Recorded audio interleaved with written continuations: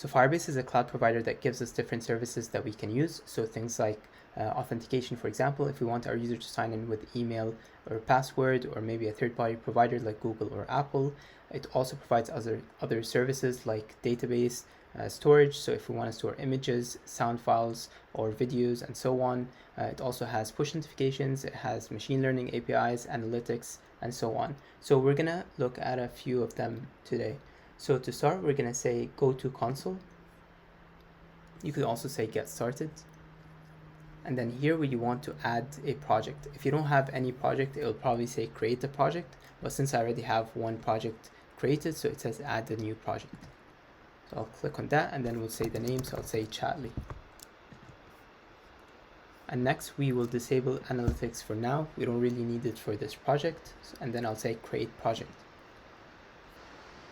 Once that's done, we will need to set up Firebase for Android, iOS, and web. So you can see here, get started by adding Firebase to your app, and here are the different platforms. Now before I go into that, I want to quickly look at this sidebar right here. So these are the different services that Firebase provides. And as you can see, for example, at the top we have authentication. We can enable authentication, which we'll need to do. So I can say get started for now. And then here you can see the sign-in methods and the different providers that we have. So Google sign-in, Apple sign-in, email and password, and so on. And for today, we're just going to use email and password, so we can go ahead and enable that. Next, we will go into Firestore database. And then say create database. And then here it says start in production mode or start in test mode, so say test mode. So here you can select any location you want. So if you live in Europe or in Asia, for example, you might want to select something that is closer to you. So for now, I'm just going to leave it here for now. One thing I want to quickly mention is that when people look at the Firestore database and the real-time database, they assume that the real-time database is the only one that provides real-time updates, but that's actually not true. The Firestore database is the newer database that Firebase offers, and it provides more powerful queries, and it also provides real-time functionality. So for most cases, you would probably be better off using the Firestore database.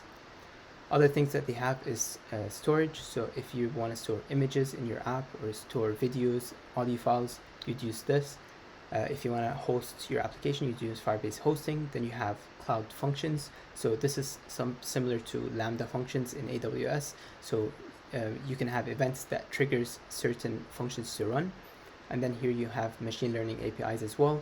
If you go down, you have analytics. You also have cloud messaging. So let's say you want to add push notifications to your application, you'll probably use that. You have AdMob for adding advertisements, and so on. So Firebase is pretty powerful, and you should probably take a look at it later on. So now let's go back to project overview, and let's create our applications for iOS, Android, and web. So we'll start off with iOS.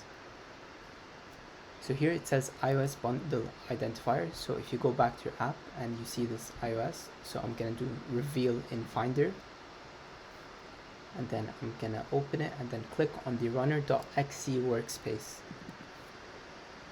Now this will open it in Xcode. Now if you click on runner here, you'll see here bundle identifier. So you have com.example.chatly. So I'm gonna copy this, and then I'll go back here, and then in the iOS bundle ID, I'll paste that. Next it says download config file, so I'll download that.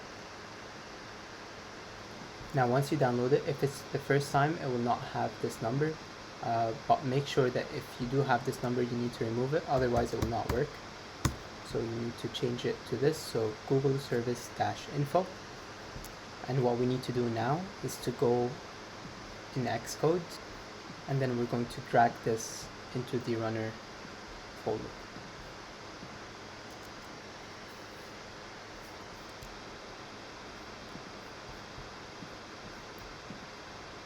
So we don't need to do this.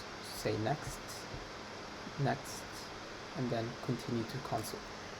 Another thing we need to do for iOS is I'll go back to the project, and then I'll click on Command+T, and then I'll search for pod file. and then here at the top you'll see this platform, iOS, and then 9. So we need to remove this comment and then change this from 9 to be 10 and then save that.